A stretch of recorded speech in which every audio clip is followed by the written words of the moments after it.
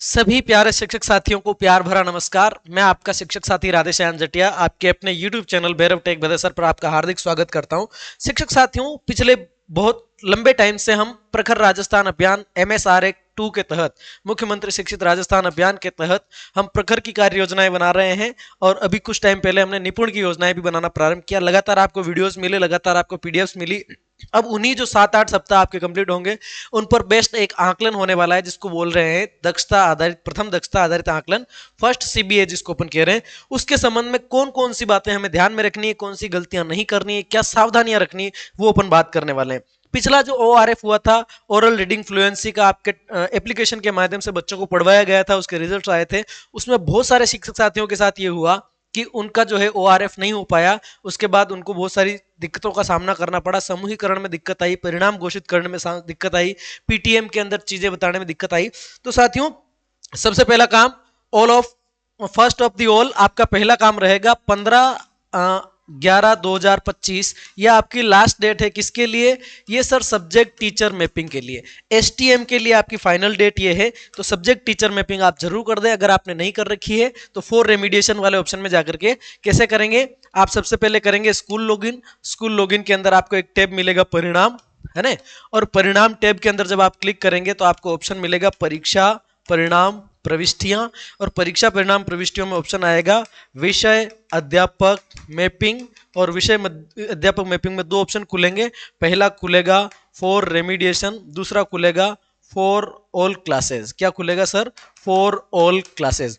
आपको for remediation के अंदर जाकर के सब्जेक्ट टीचर मैपिंग कर देनी है और केवल हिंदी की नहीं करनी, सारी सब्जेक्ट की आप कर दीजिएगा। ठीक है, ये आपको कर देनी है। सारे सब्जेक्ट की फॉर रेमिडिएशन भी कर दीजिए और फॉर ऑल क्लासेस भी कर दीजिए। सब्जेक्ट टीचर मैपिंग आप करके रखें। और सब्जेक्ट टीचर मैपिंग करने के बाद आप जब एप्लीकेशन खोलें, एप्लीकेशन में अगर ऐसा लिखा हुआ है कि आपकी विषय अध्यापक मैपिंग कंप्लीट नहीं हुई है, तो आप वापस से सब्जेक्ट मैपिंग को चेंज नहीं करें, 24 घंटे वेट करें, उसके बाद एप्लीकेशन में जाए, खुल जाएगा। अभी कुछ साथी ऐसे भी होंगे, उनका जवाब मतलब सवाल होगा कि सर हमारी सब्जेक्ट टीचर मैपिंग हो रखी है, उसके बावजूद भी हमें बता रहा है कि आपकी विषय अध्यापक मैपिंग नहीं हुई है। तो साथियों, पहले जो मैपिंग कर रखी थी उसमें उसके आधार पर आपको नहीं चलना है। एक बार फिर से आपको मैपिंग कर देनी, आज की डेट में कर दो या कल की डेट में कर दो। ठीक है, मैपिंग एक बार कर देनी और 24 घंटे के बाद आपको एप्लीकेशन खोलना है। ये तो हुई बात।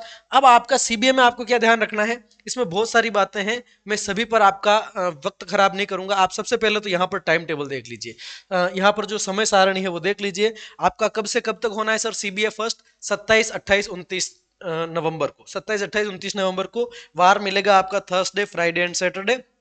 टाइमिंग रहेगी आपकी 1:30 1:30 की आपकी टाइमिंग रहेगी। कक्षा 3 का फर्स्ट हिंदी होगा, फिर गणित होगा, फिर इंग्लिश। इसी तरीके से आपके सामने टाइम टेबल पूरा लिखा हुआ है। और आपको 3 दिसंबर तक, 3 दिसंबर से पहले पहले या 3 दिसंबर 2025 तक आपको ये सारे जो है एप्लीकेशन के ऊपर अपलोड करने होंगे OCR। ठीक है, चलिए अब आपके काम की बात पर मैं ले चलता हूं आपको सीधा सीधा।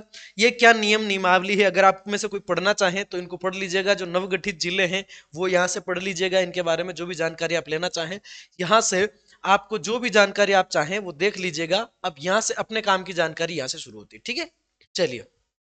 पहला, ऑल फर्स्ट कक्षा 3 से 8 के लिए हिंदी, अंग्रेजी और गणित विषय का आकलन किया जाएगा। ये तीनों सब्जेक्ट का आपका आकलन होगा। कोई कंफ्यूजन नहीं रखें सर हिंदी का ही होगा क्या, नहीं, सब विषय का होगा, तीनों गणित विज्ञान, मतलब गणित, इंग्लिश और हिंदी का। दूसरा पॉइंट, प्रत्येक प्रश्न पत्र हल करने की जो अवधि है आपको 1 ओवर मिलेगा। कक्षा 3 से 8 सबके लिए 1 घंटा है। प्रत्येक विषय में 3 से 8 तक के लिए प्रश्न पत्र में 20 प्रश्न होंगे। अब यहाँ पर कक्षा 3 से 5 के लिए जो है प्रश्न पत्र ही उत्तर पत्रक है, प्रश्न के अंदर ही आपको आंसर टिक करने हैं। दूसरी बात क्या है, आपको पेन यूज नहीं करना है। Don't use pen for CBA first. आपको सिर्फ पेंसिल यूज करनी है, चाहे आप क्लास 3 से 5 में हैं या 6 से 8 में, इन बच्चों के लिए पेंसिल ही यूज करवानी है। उसके बाद क्या ध्यान रखना है, 6 से 8 के परीक्षार्थी जो हैं उनके लिए OCR शीट मिलेगी अलग से, पेपर अलग मिलेगा, OCR शीट अलग मिलेगी। OCR शीट के अंदर जो है 4 सीरीज रहेगी, ABCD उपलब्ध होंगे। अतः विद्यार्थी को समान सीरीज के प्रश्न पत्र और OCR ही देना सुनिश्चित करें। यानी कि क्या कह रहा है, कक्षा 6 में जैसे कि कोई पहला नंबर का विद्यार्थी है, उसको आपने ए सीरीज का पेपर दिया है हिंदी का, तो गणित का भी उसको ए सीरीज का पेपर दे, इंग्लिश का भी उसको ए सीरीज का पेपर दे। परीक्षार्थी द्वारा आवश्यकता पड़ने पर रफ कार्य अलग से एक शीट पर किया जाए। प्रश्न पत्र और उत्तर पत्रक पर रफ कार्य करना निषिद्ध है। रफ कार्य के लिए उसको आप कॉपी दे दें, अलग से कोई पेज ले ले, लेकिन उसके ऊपर आपको रफ काम नहीं करने देना है। परीक्षार्थी को एक प्रश्न पत्र के उत्तर के लिए 4 विकल्प दिए जाएंगे। तीसरी से 5वीं के परीक्षार्थी द्वारा सही विकल्प के चौकोर बॉक्स में पेंसिल द्वारा सही का निशान लगाना है, कोई कंफ्यूजन नहीं है। 6 से 8 वाले को भी ओसीआर में पेंसिल से निशान लगाना है, ठीक है। चलिए यहां से आपको क्लियर हो गया होगा। दूसरी बात, कक्षा 3 से 8 के लिए गणित विषय का जो प्रश्न पत्र होगा बाइलिंगुअल होगा, यानी इंग्लिश के अंदर भी आएगा और हिंदी के अंदर भी आएगा। आपकी सीटिंग अरेंजमेंट बिल्कुल एग्जाम वाली रखनी, परीक्षा केंद्र पर अन्य समस्त परीक्षाओं की तरह ही कक्षा में उपयुक्त दूरी पर रखते हुए बैठक व्यवस्था आपको करनी है।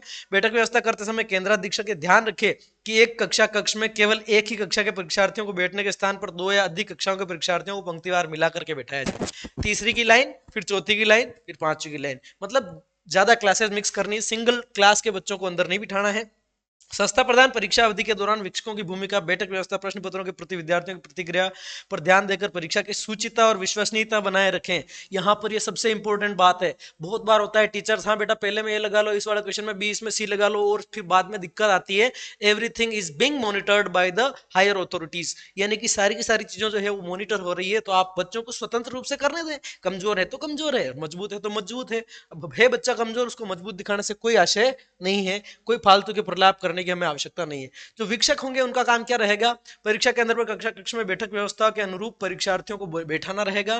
प्रश्न पत्र को समझाने में आ रही कठिनाइयों का सूचिता के साथ निस्तारण करना है, यानी कि बच्चों की हेल्प करनी है समझने में, आंसर करने में नहीं। सही अर्थों में कहें तो शिक्षक परीक्षार्थियों को प्रश्न पत्र समझने में सहायता करे, ना कि परीक्षार्थियों को प्रश्नों के उत्तर बताए। बस ये आपको ध्यान रखना है। उसके बाद यहां पर देखो, शिक्षक ध्यान रखेंगे कि परीक्षार्थियों द्वारा प्रश्न पत्र और ओसीआर शीट को मोड़ा फोल्ड या नहीं किया जाएगा, किसी भी तरह के उसमें अंदर काट छाट बच्चों की आदत होती है ना, दिक्कत आई तो थूक लगा के उसको मिटा दिया, ये विशेष अपन को ध्यान रखना है, थूक लगा करके नहीं मिटाए। प्रश्न पत्र आकलन को स्कैन करना, स्कैन करने के लिए आपको शिक्षक ऐप जो है उसके ऊपर स्कैन करना होगा। स्कैनिंग की प्रोसेस आपको बता दी जाएगी, वैसे आप खुद ही कर लेंगे, उसमें कोई दिक्कत नहीं है, पहले कई कई बार कर रखी है आपने, है ना। आकलन पत्र और ओसीआर शीट को स्कैन करने के लिए उसके सीधी तरह पे रखा जाए, बैकग्राउंड जो है आपका थोड़ा डार्क रहना चाहिए, ध्यान रखें आप। शिक्षक ध्यान रखें कि आकलन पत्र जो स्कैन कर रहे हैं उसके चारों कोने कवर हो जाए, है ना। अतः 3 तारीख से पहले पहले आपको जो है इस काम को ऊपर अपलोड कर देना है। ये जिनकी जिनकी भूमिका है वो दे रखी है। हमें क्या ध्यान रखना है, जो प्रश्न पत्र हैं, आपको जब पीओ से प्रश्न पत्र दिए जाएंगे, तो पीओ से प्रश्न पत्र दिए जाएंगे ना, पीओ कार्यालय से आपको जो प्रश्न पत्र दिए जाएंगे उनको ला करके आपको अलमीरा के अंदर रखना है, और उसके बाद में उसको बाहर चिट चिपकानी है कि हाँ अंदर पेपर सुरक्षित रख दिए हैं, उसके ऊपर आपने चिपका दिया है कि भाई शुचिता भंग ना हो, बच्चों के सामने अपन को पेपर को खोलना है। उस पर साइन का भी पूरा प्रोसेस होता है।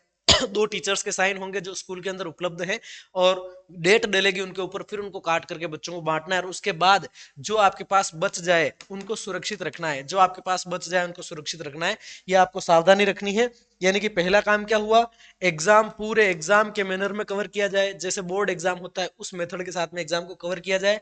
उसके बाद में अगर आपने एसटीएम नहीं कर रखा है तो सब्जेक्ट टीचर मैपिंग अनिवार्य रूप से कर दें, संस्था प्रधान सीधे सीधे जिम्मेदार रहेंगे, ठीक है।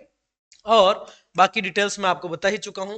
और सभी विषय का आपको गणित, विज्ञान, गणित, इंग्लिश और हिंदी तीनों सब्जेक्ट का जो आपका पेपर होगा, इससे संबंधित और कोई कंफ्यूजन बचा नहीं है, सारी की सारी बातें हमने कवर कर ली है। मेरे वीडियोस के में साथ में दिक्कत है, वो दिक्कत ये है कि माय वीडियोस आर लॉन्ग, थोड़े से लंबे होते हैं वीडियोस, लेकिन क्या है कि मैं कम शब्दों में पूरी बात कहने के चक्कर में कंफ्यूजन क्रिएट नहीं करना चाहता कि आपको एक वीडियो 1.5 मिनट देखा उसके बाद में दूसरे पे जाना पड़े, फिर तीसरे पे जाना पड़े, वो कंडीशन में नहीं करता हूं। इसलिए आप सबसे रिक्वेस्ट है कि 8 मिनट का, 7 मिनट का, 6 मिनट का, 5 मिनट का वीडियो रहेगा, पर इसको देखने से हमारा पूरा पूरा सिस्टम सही हो जाएगा। ठीक है साथियों, बहुत बहुत धन्यवाद, मिलते हैं अगले किसी वीडियो में, तब तक के लिए थैंक यू सो मच। और प्रखर 8वां वीक जो है ना आपका, प्रखर राजस्थान का 8वां जो वीक है, 8वें वीक के 3 दिनों की कार्य योजना मैं आपके सामने डाल चुका हूं, फर्स्ट, सेकंड और थर्ड दिन, चौथा, पांचवा और छठा, इन बाकी 3 दिनों की कार्य योजना आपको थोड़ी देर में मिलने वाली है। और निपुण के अंदर अगर अपन बात करें तो निपुण में मैं आपको इंग्लिश का लेसन प्लान बता चुका हूं, क्लास 2 लेसन नंबर 1, और हिंदी का भी, हिंदी का नहीं, गणित की भी कार्य योजना बता चुका हूं।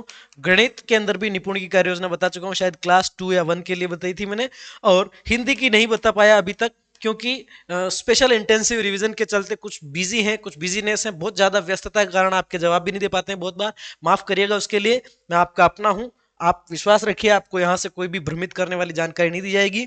उसके बावजूद मैं आपसे सिर्फ ये कहना चाह रहा हूँ, it's for your help only, ये सहायतार्थ वीडियोस बनाए जा रहे हैं। किसी भी प्रकार का आधिकारिक जो है न्यूज आती है, आधिकारिक रिपोर्ट आती है, आधिकारिक आदेश आता है, उसी को आप माने, हो सकता है इसमें कुछ बदलाव हो जाए, ठीक है। तो ये सब आपको अपडेट रहने और स्वविवेक पर काम करने की मतलब मैं सलाह दूंगा। मिलते हैं अगले वीडियो में, तब तक के लिए धन्यवाद, शुभ रात्रि।